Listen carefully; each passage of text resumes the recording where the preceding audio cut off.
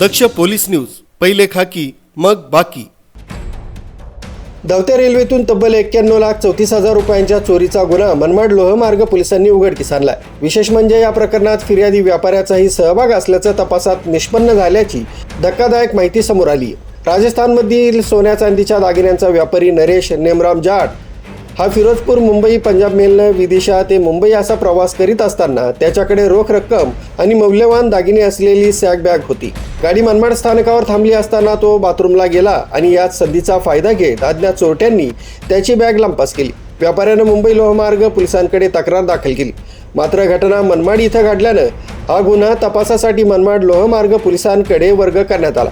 त्यानंतर पोलिसांनी CCTV footage, तांत्रिक तपास आणि व्यापक शोध मोहीम राबवत 2 संशयितांना अटक केली। त्यांच्या ताब्यातून चोरीतील 80,94,295 रुपयांचा मुद्देमाल जप्त केला। या प्रकरणातील दोन्ही आरोपींना न्यायालयानं 3 दिवसांची पोलीस कोठडी सुनावली आहे, तर यातील राजू परिहार नामक आरोपी फरार आहे, त्याचाही शोध सुरू आहे। दरम्यान या तपासादरम्यान आणखी एक धक्कादायक बाब समोर आली आहे। या संपूर्ण गुन्ह्यात फिर्यादी व्यापाऱ्याचाही सहभाग असल्याचं प्राथमिक तपासात निष्पन्न झाल्याची माहिती पोलिसांनी दिली।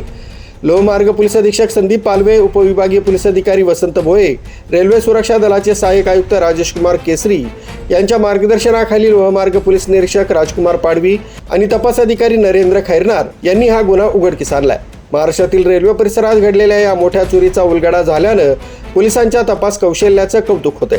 मात्र फिर्यादी संशयाच्या भोवऱ्यात अडकल्यानं या प्रकरणात पुढे आणखी कोणते धक्कादायक खुलासे होत आहेत याकडेच आता सर्वांचंच लक्ष लागलंय। न्यूज ब्युरो, दक्ष पोलीस न्यूज, मनमाड।